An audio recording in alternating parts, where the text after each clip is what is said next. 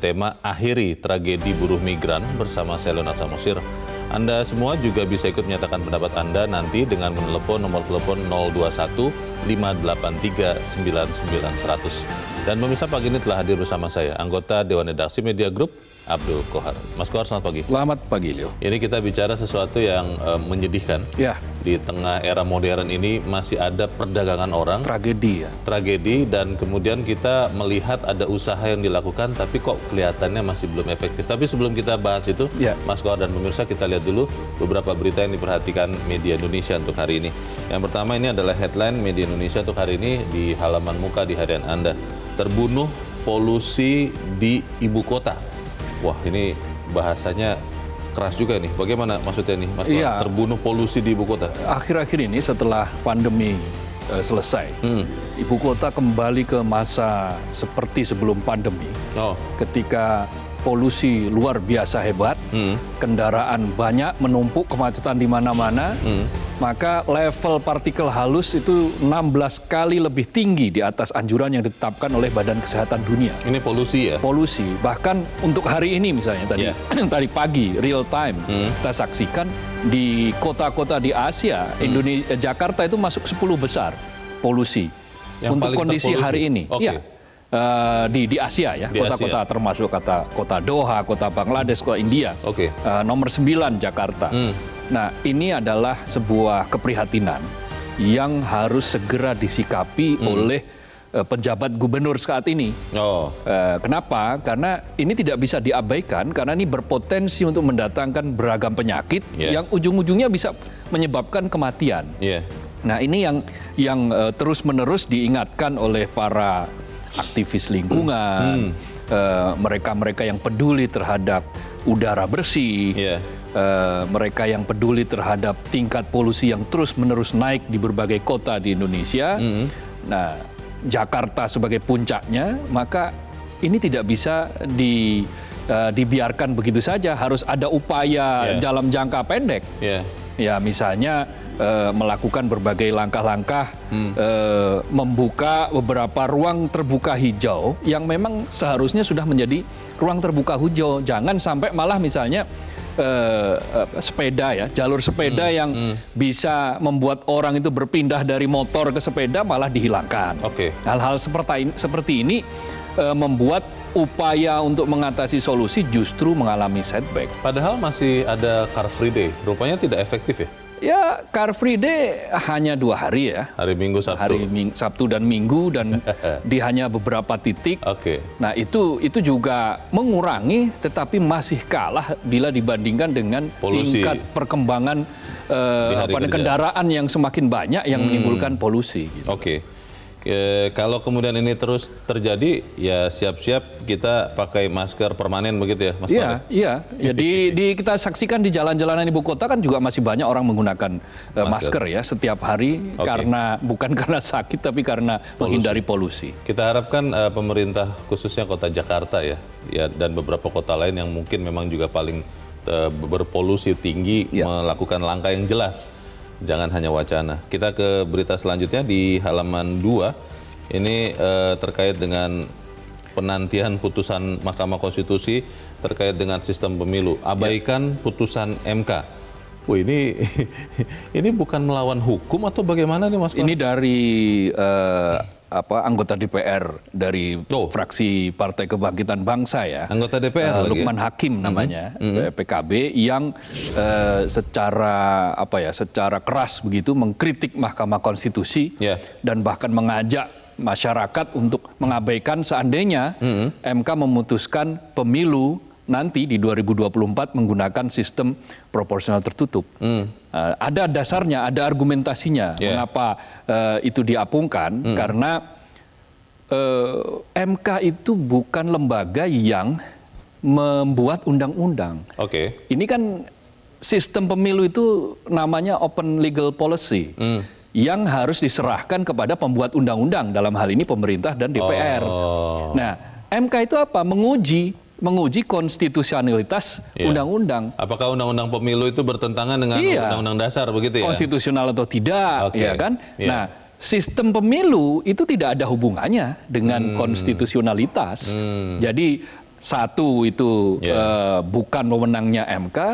Ya kedua, ya kalau sampai kemudian ada keputusan seperti itu, berarti MK melangkah lebih jauh, dan itu kemudian di kalangan DPR diminta untuk ya abaikan saja itu keputusan MK. Melampaui kewenangannya berarti? Ya, melampaui kewenangannya. Apalagi kan kalau MK tidak mendengar, ini kan berarti bertentangan dengan sejumlah survei yang ada. Survei terakhir dari indikator politik menunjukkan 80% lebih loh yang menghendaki proporsional terbuka itu tetap terbuka, dan hanya 11% yang menginginkan tertutup. Artinya ini kan paralel dengan sikap partai-partai politik yang ada di DPR. 8 dari 9 itu menghendaki terbuka dan hanya 1 yang menghendaki tertutup. Gitu. Oke, kita tunggu nanti keputusannya seperti apa.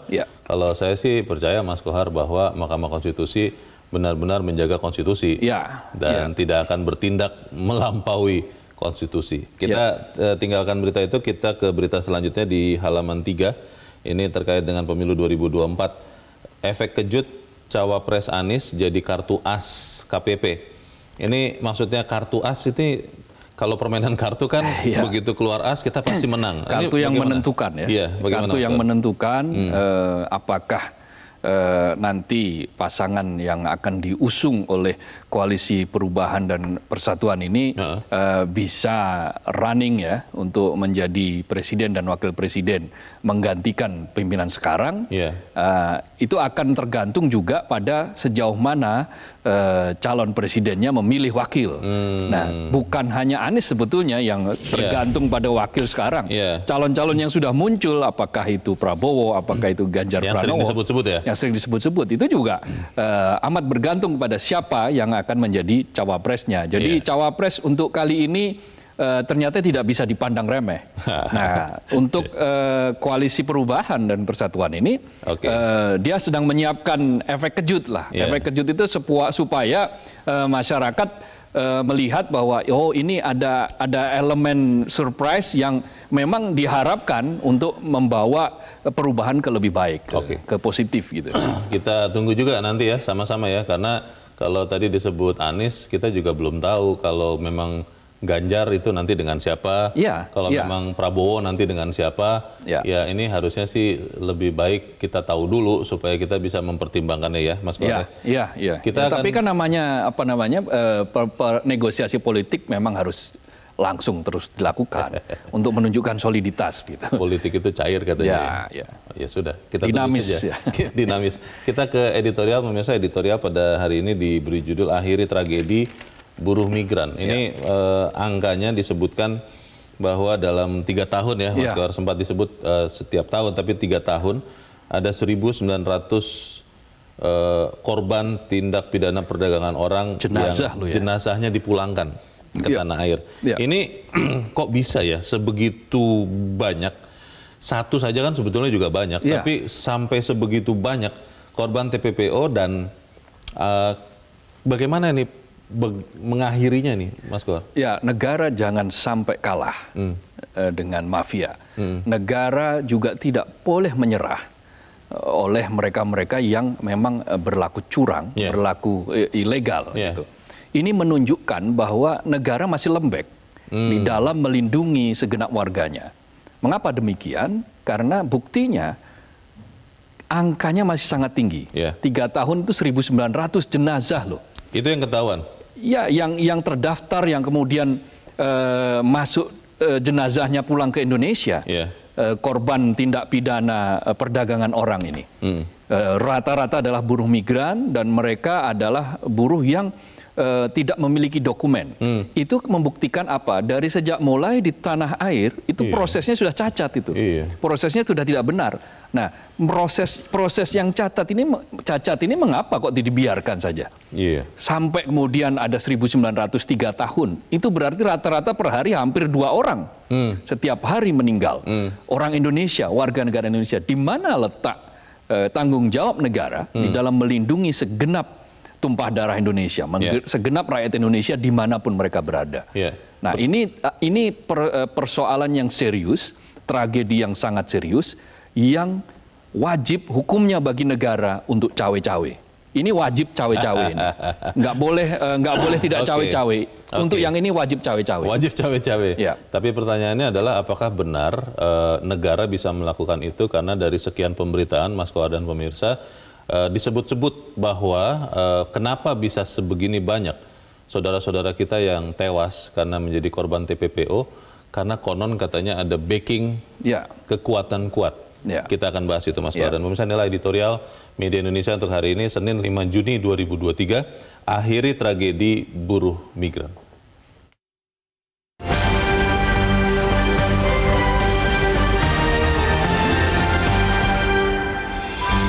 Akhiri tragedi buruh migran.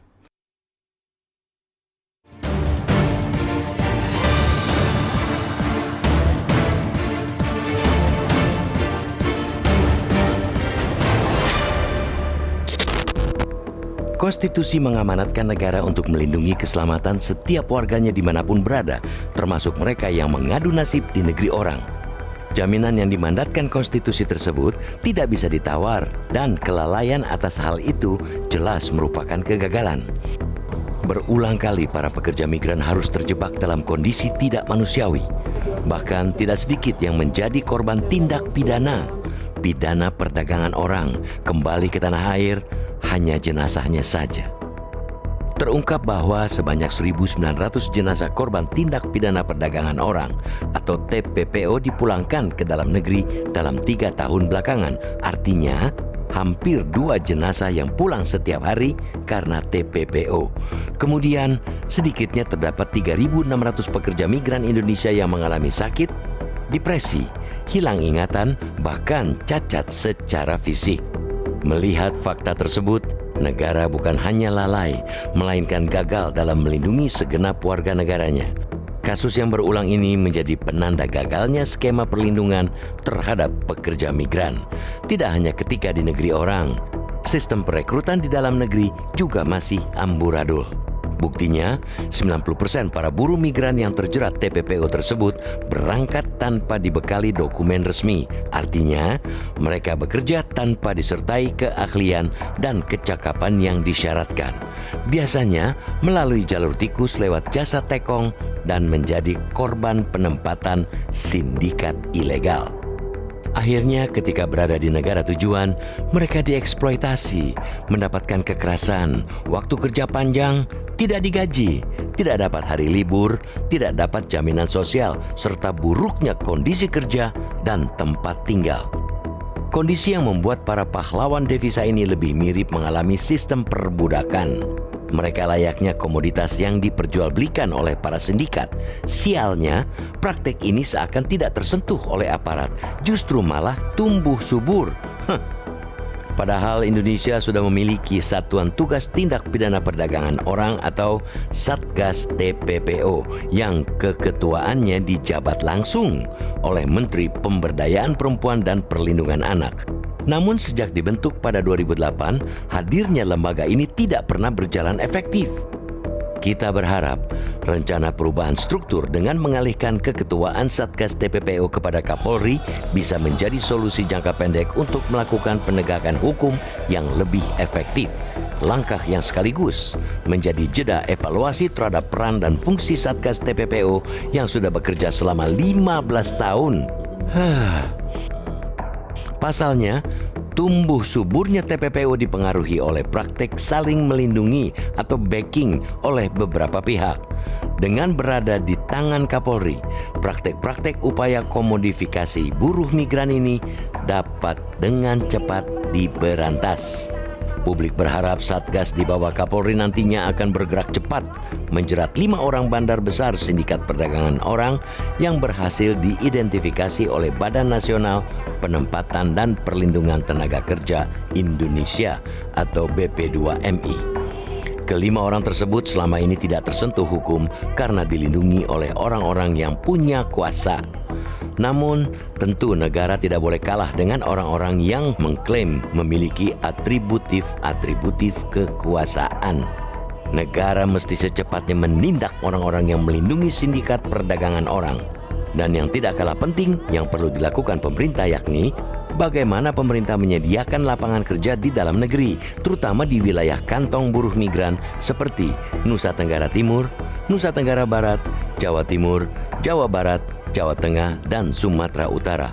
Pasalnya, selama ini masyarakat miskin sangat potensial untuk menjadi buruh migran untuk memperbaiki nasib di tengah keterbatasan kesempatan untuk bekerja di dalam negeri.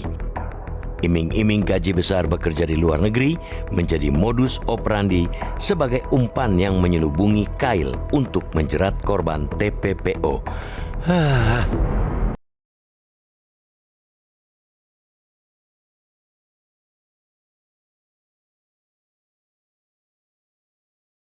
Ikut menyatakan pendapat Anda terkait dengan editorial pagi ini, pemirsa, untuk saat ini tetaplah bersama kami.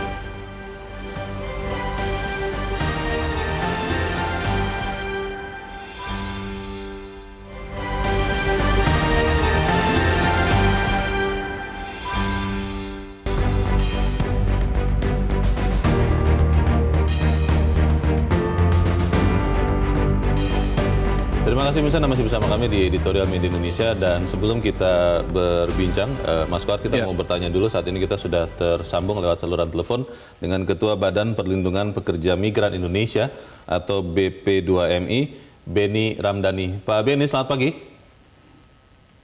Selamat pagi, Bung Leo.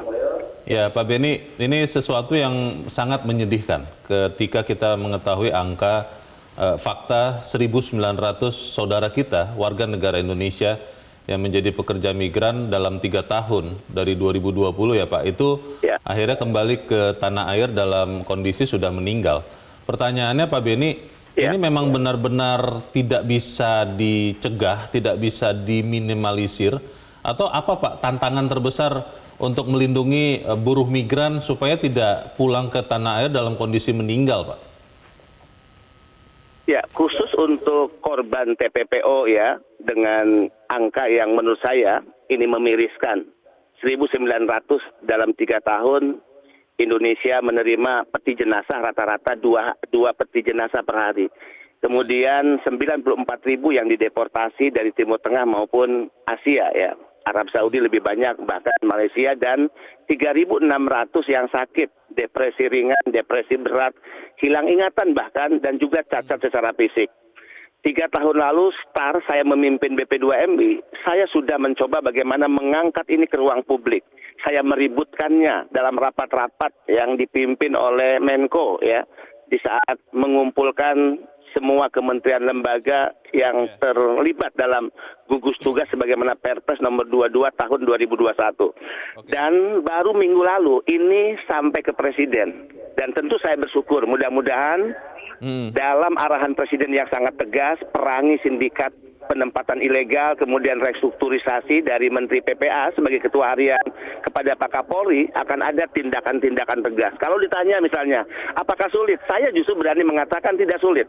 Sepanjang kita memiliki komitmen pada penegakan hukum, komitmen pada merah putih, komitmen pada republik, kita sudah tahu kok. Saya sampaikan di depan rapat-rapat resmi. Modus operandinya dari mana mereka direkrut, kemudian dibawa ke tempat transit, pintu keluar yang digunakan, apakah mereka menggunakan jalur tikus, bahkan sekarang jalur-jalur resmi ya seperti pelabuhan, PLBN dan bandara. Nah, intinya adalah sejauh mana kita memiliki komitmen agar anak bangsa tidak menjadi korban penempatan ilegal, dan itu Pak saya Beni, yakin 100% bisa dilakukan. Pak Beni, Anda mengatakan di sekian pemberitaan Anda mengatakan ada banyak backing, lalu Anda sudah menyebutkan sudah menyerahkan katanya 5 bandar besar katanya begitu. Itu Anda bisa benar, Bung Leo. tahu persis yakin? Kejahatan human trafficking, kejahatan kemanusiaan ini adalah kejahatan yang tidak berdiri sendiri. Sindikatnya ada di luar negeri, sindikatnya ada di dalam negeri.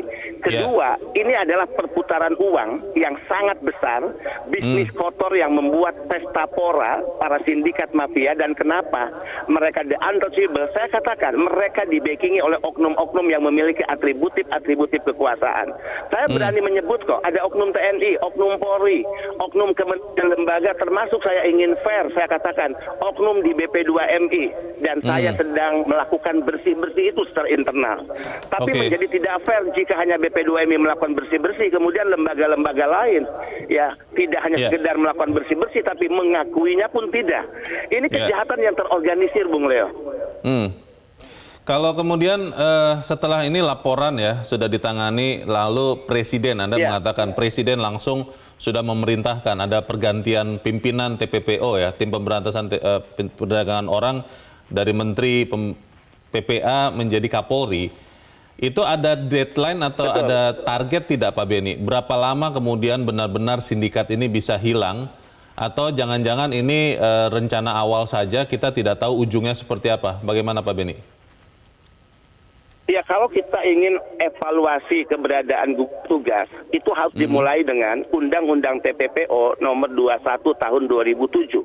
Artinya undang-undang ini sudah keluar ya, berapa belas tahun lalu nih, 2007. Kemudian kita punya Perpres nomor 22 tahun 2021 tentang gugus tugas. 24 kementerian lembaga terlibat di dalamnya. Benar, menurut media Indonesia saya setuju, dan saya katakan di depan rapat-rapat bahwa gugus tugas ini tidak efektif, bahkan cenderung mandul.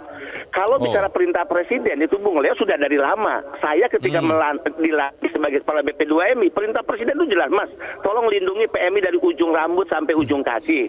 Nah, tata kelola penempatan sekarang sudah lebih baik ya. Kemudian juga bagaimana pelayanan kepada mereka itu lebih murah dan lebih cepat. Kemudian juga berbagai fasilitas untuk PMI yang resmi itu sekarang disediakan loh. Mereka punya lounge, mereka punya fast track ya. Mereka punya fasilitas-fasilitas yang setiap pelepasan dipimpin oleh para orang-orang penting, para pejabat negara. Itu perlakuan hormat kepada para pekerja migran. Tapi tata kelola yang lebih baik ini kita diganggu oleh sindikat penempatan ilegal. Nah, disinilah wilayah pemerintah yang harus fokus dan concern, dan ini bukan tugas BP2MI. Ya, ini tugas para penegak hukum dan gugus tugas dalam hal melakukan pencegahan sekaligus juga penindakan hukum tentunya. Pak Beni, tadi Anda sudah katakan ada oknum TNI, ada oknum Polri. Seberapa kuat sebetulnya Pak orang-orang itu Pak, sampai kemudian ini berlangsung? Anda sejak menjabat 3 tahun, kok masih ada saja saudara kita yang akhirnya tewas di tempat bekerja di luar negeri? Seberapa kuat orang-orang oknum atau backing ini Pak Beni? Ya, saya katakan dalam rapat-rapat resmi ya, Pak Kapolri, Pak Panglima, para menteri, mohon jangan tersinggung kalau saya mengatakan oknum-oknum yang ada di lembaga-lembaga yang saya sebut. Karena apa?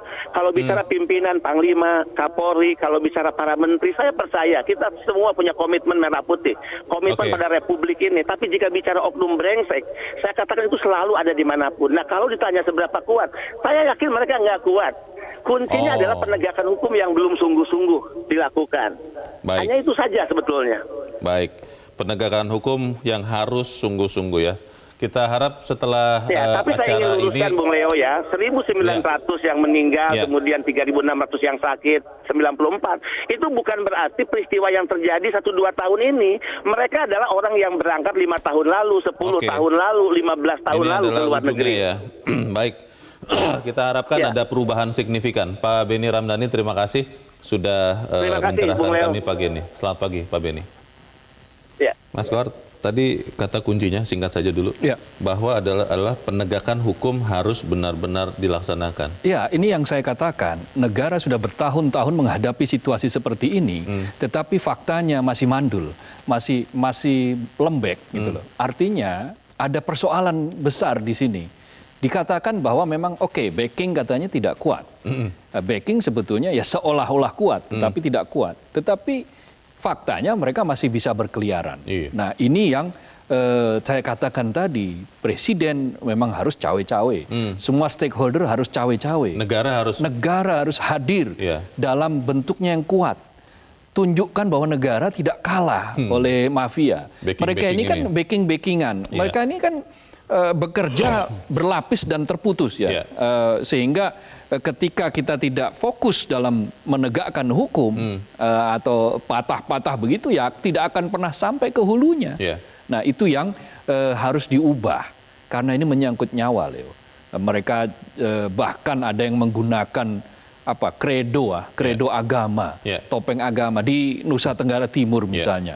Ada kelompok-kelompok misalnya persekutuan doa yang dimasuki oleh oknum-oknum itu yang kemudian merusak kelompok itu gitu loh. Pertanyaannya adalah apakah memang negara tidak mampu atau negara tidak mau? Kita akan bahas selepas jeda dan pemirsa tetaplah bersama kami.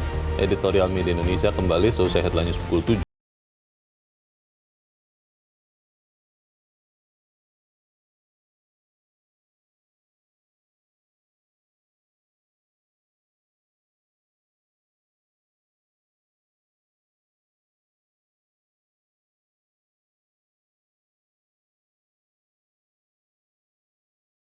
Anda untuk mengakses fitur premium e-paper. Dengan sajian konten berbasis intelektual dan meneguhkan kebangsaan, Media Indonesia tampil dengan lebih dinamis melalui e-paper Media Indonesia yang dapat Anda akses kapan saja, di mana saja. Caranya mudah, download aplikasi Media Indonesia di Android atau ketik link e-paper.mediaindonesia.com atau bisa scan QR code pada layar kaca Anda. Klik tab e-paper di bagian samping layar tablet Anda. Daftarkan data diri, serta pilih paket berlangganan e-paper Media Indonesia sesuai dengan kebutuhan Anda. Nikmati juga bonus spesial tambahan 4 halaman rubrik fokus setiap hari. Semua bisa Anda dapatkan hanya di e-paper Media Indonesia. Untuk informasi lebih lanjut, hubungi customer service di nomor 0811 1201 2018 atau kunjungi media sosial @mediaindonesia. Media Indonesia, referensi bangsa. Terima kasih Anda masih bersama kami di Editorial Media Indonesia dan sekarang waktunya kita Mas Kohar untuk juga mendengarkan pendapat dari pemirsa Metro TV. Saat ini kita sudah terhubung dengan pemirsa Metro TV di Batam, Kepulauan Riau. Ada Pak John Veto. Pak John, selamat pagi. Selamat pagi, Bung Leo. Selamat pagi, Pak John. Mas Kohar ya. Salam Pagi sehat. ya. Silakan Pak John, pendapat Anda Pak. Saya kaget betul dengar apa ini ya. Ada 1.900 dalam 3 tahun ya, warga negara Republik Indonesia yang pulang melalui kargo ya, peti. Jadi ini sangat menyedihkan. Jadi kalau dapat kita mengeluarkan dari cobalah ya, setinggi negara Republik Indonesia ini dari presiden sampai apa menterinya. Ini sinilah kita keroyok namanya yang cawe-cawe itu ya, hal yang ini ya. Nah, saya dengan ketua BP2MI ini, saya dulu satu bendera sama beliau. Saya tahu dia orangnya tegas, sama kasihan ya. Saya kasihan betul. Saya angkat topi sama beliau. Cuma dia terseok-seok, Bung Leo. Semangatnya tinggi, nasionalnya tinggi, cuma dia terseok-seok. Syukur alhamdulillah, Bung Leo, sekarang satgasnya langsung diapakan ke Kapolri. Ini yang dari dulu seharusnya begitu. Karena begini, hilirisasinya ini, jangan produksi apa aja. Ini hilirisasinya nih dari hulu sampai hilir harus diawasi, Bung Leo. Contoh, ya, kan ada saudara kita yang dari yang notabene yang ekonominya mungkin yang agak ada beberapa daerah, ya, NTT, NTB, dari Jawa. Ini perangkat kita kan ada dari bawah, ada kepala dusun, RT, RW. Jadi dari hulunya sampai hilirnya, kami yang di Kepri ini dapat kecipratan dari hilirnya untuk keberangkatannya kadang-kadang. Ada oknum yang nakal sini. Jadi dari sana apa sih? Saya angkat topi dengan apa? Beni Ramadhani ini. Cuma kasihan betul sama dia. Dia memang konsen. Tapi kata kuncinya kata Bang Kohar tadi cobalah kita cawe-cawe di sini. Baik. Semua anak bangsa ini. Kalau Anda percaya tidak Pak bahwa apa yang terjadi ini tindak pidana perdagangan orang TPPO benar-benar bisa dihilangkan, bahwa negara benar-benar mau hadir dan mampu hadir untuk memberantas sindikat pengiriman orang ilegal ini, atau Anda berharap yang ya biasa-biasa saja? Bagaimana Pak John? Saya yakin betul loh, karena kita negara Republik Indonesia ini negara yang lengkap ya, apalagi dikuatkan oleh konstitusi. Ya. Ini baru orang saja, satu orang dia Beni Ramadhani.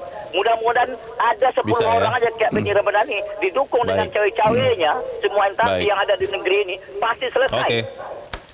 Kita harapkan itu yang terjadi. Pak John Veto, terima kasih Pak untuk pendapat Anda dari Batam, Kepulauan Riau. Selamat pagi. Di belakang Pak John ada Pak Ondo di Bekasi, Jawa Barat. Pak Ondo, selamat pagi. Selamat pagi, Bung Leo. Selamat pagi Pak Ondo. Silakan Pak, pendapat Anda Pak.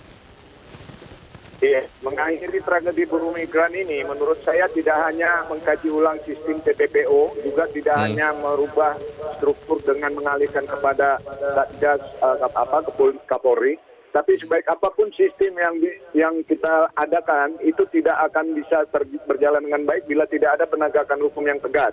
Maka harus tetap penegakan hukum kuncinya. Bandit-bandit atau sindikat yang tidak tersentuh selama ini harus ditindak tegas dan dihukum berat agar ada efek jera. Juga itu tutup semua jalur-jalur tikus yang notabene sudah diketahui tapi tetap aja bisa lolos. Yang penting lagi Bang Leo, pemerintah khususnya pemerintah daerah harus juga fokus memikirkan jalan untuk mengentaskan garis kemiskinan. Karena faktanya orang-orang miskin dari daerah-daerah tertentu yang menjadi korban. Buka kesempatan kerja sebesar-besarnya, lakukan sosialisasi sebesar-besarnya perihal bekerja sebagai pekerja migran agar mereka tidak menjadi korban bujuk rayu dengan iming-iming gaji besar. Mereka harus tahu mana yang benar, mana yang tidak. Demikian, Bung Leo. Terima kasih. Terima kasih Pak Ondo di Bekasi, Jawa Barat untuk pendapat Anda, Pak. Selamat pagi. Di belakang Pak Ondo ada Pak Yunus Luat di Tanjung Selor, Kalimantan Utara. Pak Yunus, selamat pagi.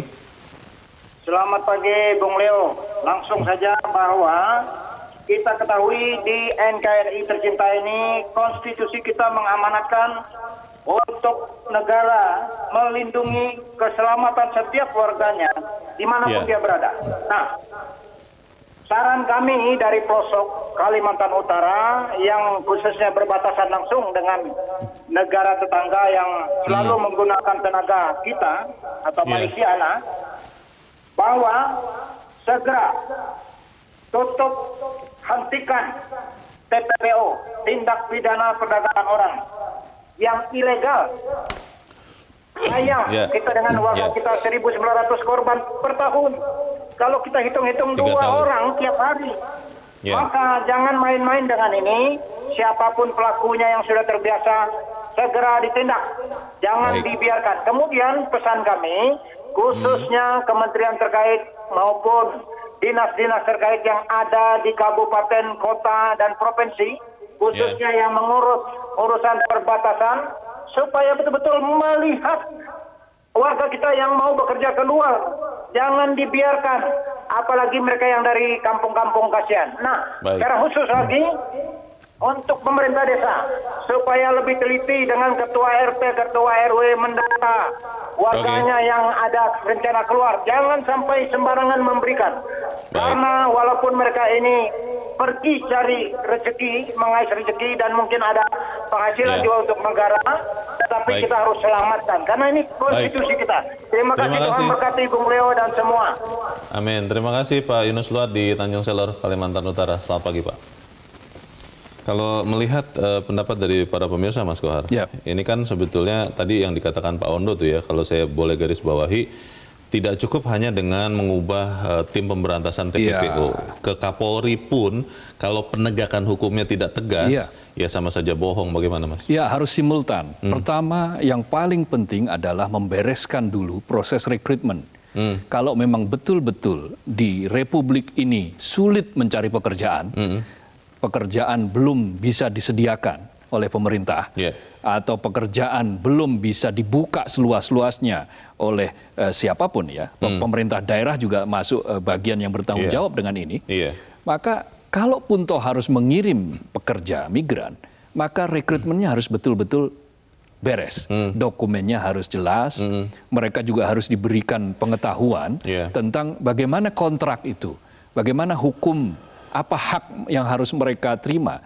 Jangan hanya karena iming-iming, janji surga, gaji besar, dan seterusnya.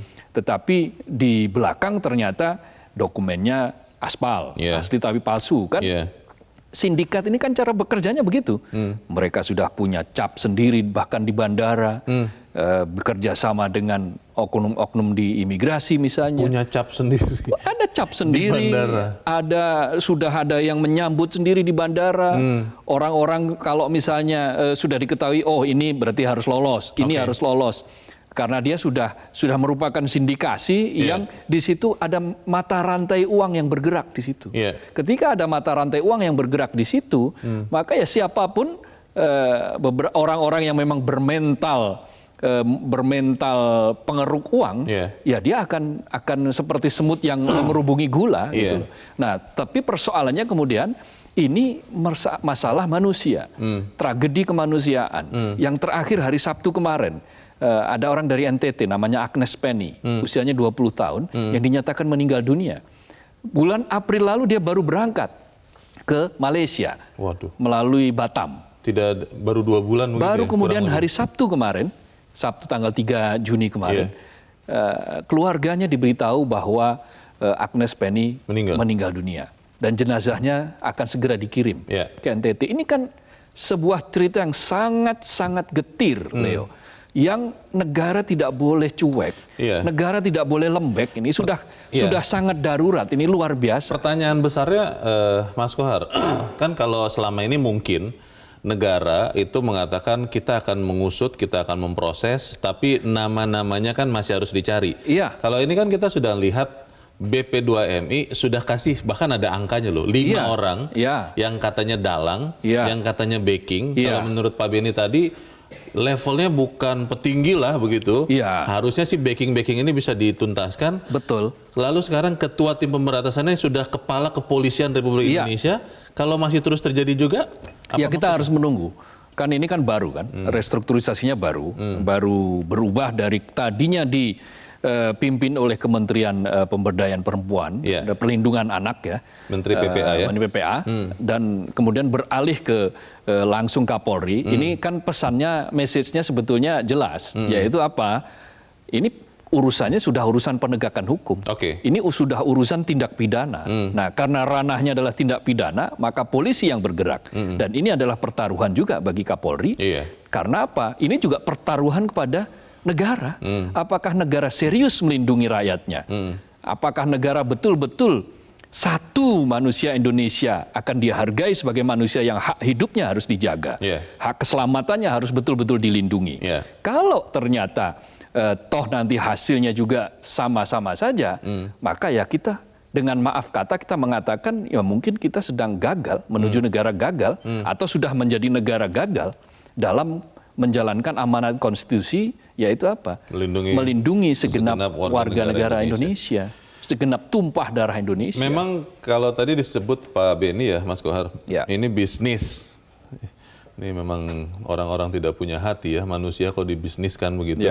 Tapi perputaran uangnya besar sekali yang kemudian membuat oknum-oknum itu. Tadi Pak Beni sudah sebutkan, ada oknum di TNI, ada oknum di Polri, ada di kementerian lembaga yang lain, yang sama sekali tidak peduli dengan fungsinya, dengan sumpah jabatannya. Tapi pertanyaannya lah begini, kalau sekarang sudah Kapolri yang memberantas, terus masih terjadi juga, itu artinya apa? Apakah memang backing-backing yang lain ini masih lebih kuat lagi dari Polri, dari Kapolrinya, atau bagaimana, Mas? Ya, kita harus bertanya itu kepada Kapolri nanti. Apa yang akan dia lakukan? Apakah betul bahwa para backing ini orang yang sangat kuat? Kalau tadi dikatakan oleh Pak Beni Ramdhani bahwa sebetulnya ini bukan orang kuat atau mengaku-ngaku kuat, karena mereka merasa memiliki cantolan, ya buktikan bahwa mereka sebetulnya bukan orang kuat. Wong selevel jenderal saja bisa dibekuk kok. Betul. Nah, kasus Sambo itu kan menunjukkan bahwa sebetulnya bisa. Tidak ada orang yang super di Republik ini yang tidak bisa tersentuh oleh hukum. Mestinya seperti itu.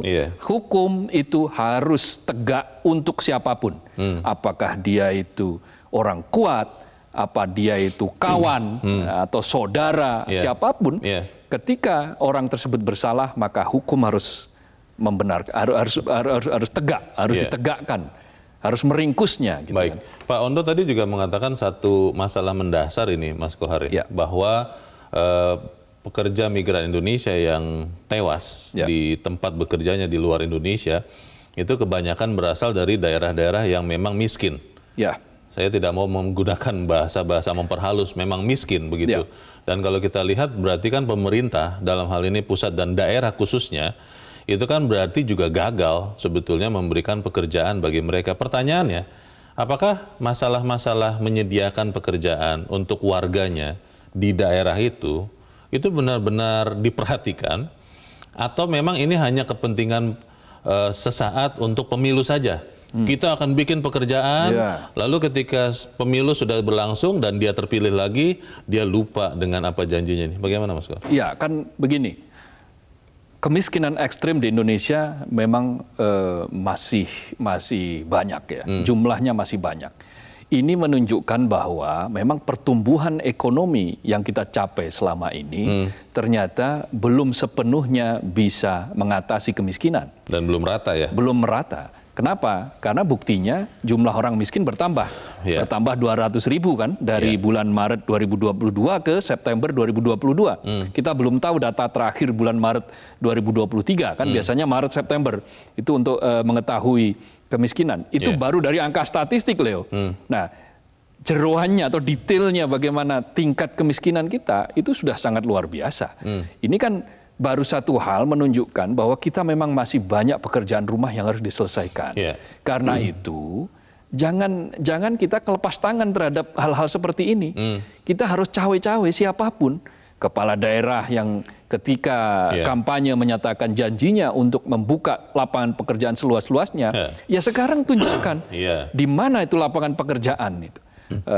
Bagaimana seandainya misalnya orang yang bekerja di sektor tekstil, produk tekstil, sepatu yang sekarang menghadapi PHK yang jumlahnya ratusan ribu itu. Nah, mau kemana mereka? Diberi alternatif pekerjaan apa? Itu yang harus dicawe-cawein oleh negara itu seperti itu. Bukan yang lain. Itu dia. Pertanyaan besarnya adalah setelah ini dilakukan ya. Konon katanya negara kita ini punya penyakit memulai dengan gegap gempita, ujungnya tidak tahu. Apakah memang tragedi buruh migran ini akan menjadi sesuatu yang kita tidak tahu ujungnya? Kita bahas di bagian berikut, Mas Kohar. Pemirsa tetap bersama kami, editorial.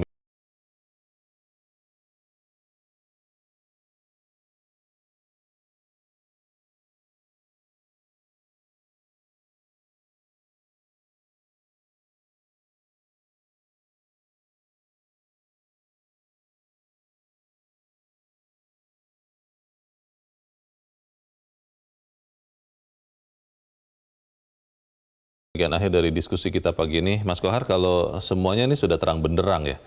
Tadi bahkan sampai ada 5 dalang atau backing atau apapun lah namanya yang menjadi sumber tragedi buruh migran ini saat ini ya.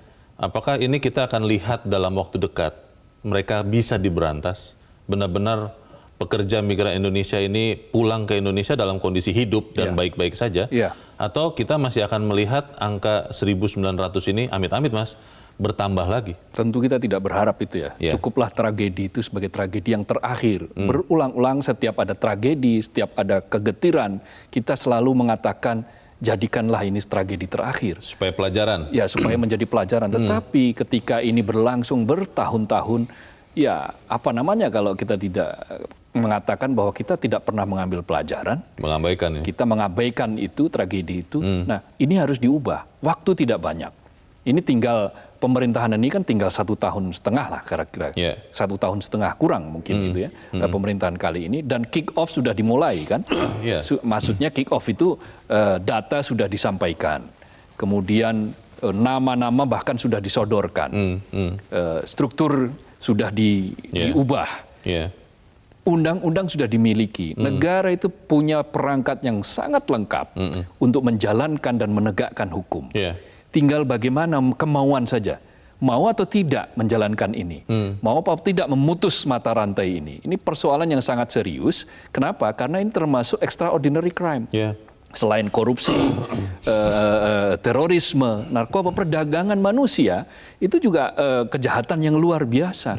Nah, ketika kejahatan yang luar biasa itu kita biarkan, sementara kita lebih asyik dengan hal-hal lain yang di luar kemanusiaan, maka jangan sampai orang kemudian mengecap negara ini telah mewariskan kegagalan.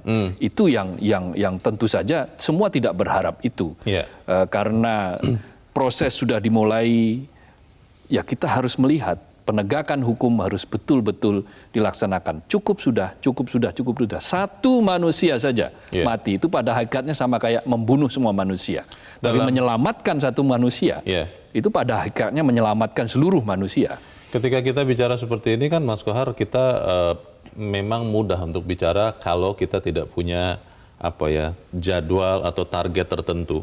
Kalau kemudian setelah diserahkan 5 nama itu, dan nanti sampai jangan-jangan sampai pemilu tahun depan, tidak juga kita dengar, kita lihat ada tindak lanjut dari 5 nama ini. Itu kan artinya kita bicara di sini jadi semacam sia-sia itu. Bagaimana Mas? Nggak ada yang sia-sia. Segala ketidakberesan, segala ketidakbenaran harus terus-menerus didengungkan, harus terus-menerus disuarakan. Tugas media, tugas siapapun ya, rakyat di Indonesia ini adalah membuka seterang-terangnya apa yang ada, kelemahan yang ada di Republik ini. Jangan ditutup-tutupi. Jangan kita bicara soal keberlanjutan, sementara yang buruk ini juga dilanjutkan, kan gitu. Kita bicara estafet, tetapi kemudian keburukan ini juga menjadi estafet, bagian dari estafet. Jangan seperti itu. Cut off, lakukan. Kalau memang ini berbahaya dan ini merupakan kejahatan yang luar biasa, maka tunjukkan bahwa cara menanganinya, penegakannya juga harus luar biasa. Dan yang tidak kalah penting, Leo, segera sediakan pekerjaan di Republik ini, biar orang tidak memanfaatkan kemiskinan digunakan untuk memburu rente, menjadi mafia di bidang perdagangan orang ini. Kita tunggu sama-sama akhir dari tragedi buruh migran ini. Mas Abdul Qohar, terima kasih sudah hadir tempat ini. Terima kasih, selamat pagi. Pemirsa, masyarakat miskin sangat berpotensi untuk menjadi pekerja migran untuk memperbaiki nasib di tengah keterbatasan kesempatan kerja dalam negeri. Iming-iming gaji besar bekerja di luar negeri menjadi modus operandi sebagai umpan yang menyelubungi kail untuk menjerat korban tindak pidana perdagangan orang. Kita harus lihat akhir dari tragedi ini karena kita percaya negara mau melindungi kita, warga negaranya. Saya Leonard Samosir, terima kasih Anda sudah menyimak editorial Media Indonesia 1 pagi ini. Terus jaga kesehatan Anda, terus jaga nurani Anda. Selamat pagi, sampai jumpa.